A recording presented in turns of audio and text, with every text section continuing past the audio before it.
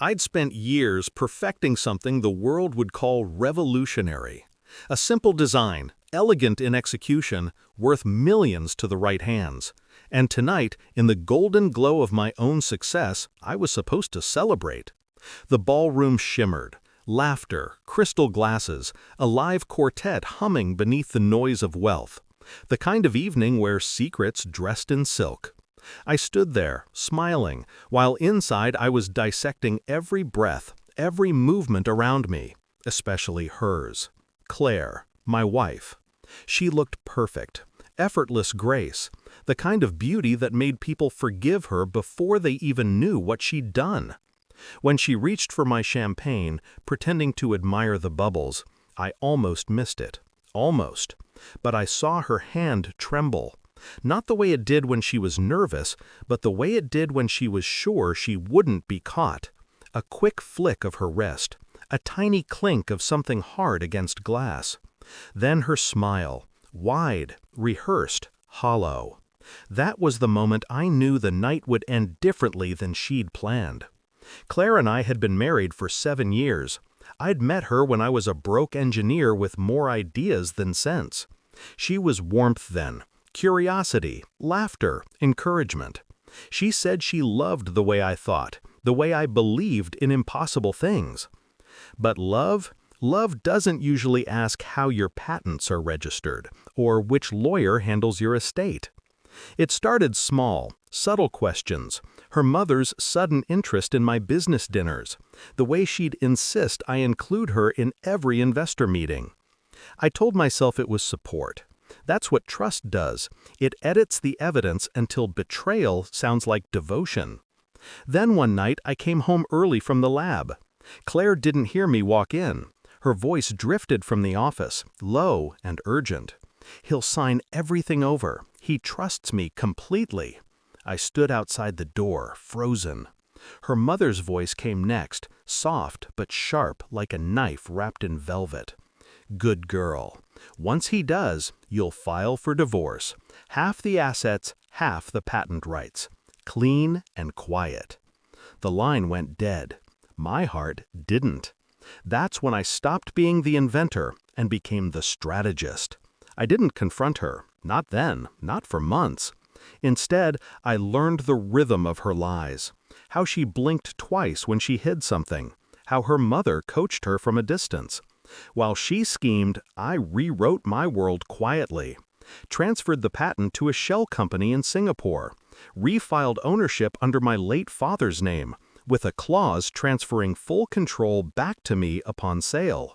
I hired an attorney who owed me a favor and made sure every document bore Claire's signature, except the ones that mattered. Then I waited. And tonight, the waiting ended. When the investor deal finally closed for $20 million, Claire was radiant, almost too radiant.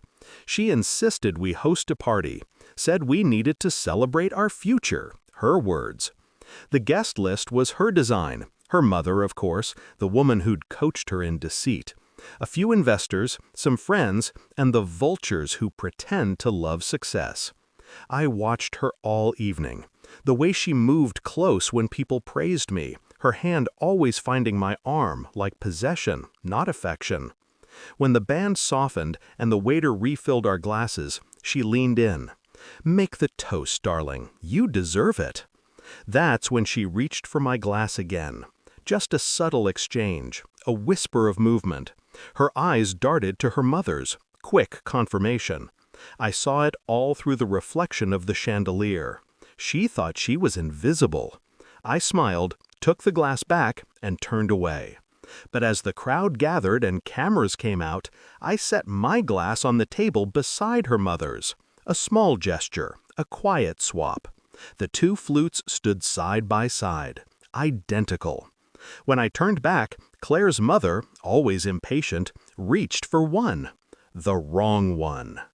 I raised my glass. "To loyalty," I said. The room clinked and echoed with applause. Seconds passed, laughter, chatter, applause fading, then silence. A sudden intake of air. Claire's mother's hand trembled, the glass falling, shattering. Her lips parted, but no sound came out. Then the collapse. Slow, heavy, final. Gasps, chaos. Someone screamed. Claire froze. Her eyes locked on me, wide, glassy, unbelieving. For a moment, she wasn't the deceiver. She was the child caught in her own storm. I didn't move, didn't blink, just watched the truth unravel in her expression. She knew. She knew. Security rushed in, the paramedics, too late, of course. The police asked questions, but grief makes a perfect disguise. "It's horrible," I said. "I think she had heart problems." They nodded. Sympathy can be so gullible. The party ended in sirens. Claire left early, shaken, unsteady. She didn't touch me, didn't speak. 2 days later, she packed her things without a word. Maybe guilt, maybe fear. I didn't care which. A week after that, my attorney called. The divorce papers came, exactly as her mother had instructed. She wanted half the assets, half the rights. He laughed before I did. "She doesn't own anything, you know. You moved it all." I signed the papers anyway. Let her take the furniture, the house, the ghosts. I kept the 20 million.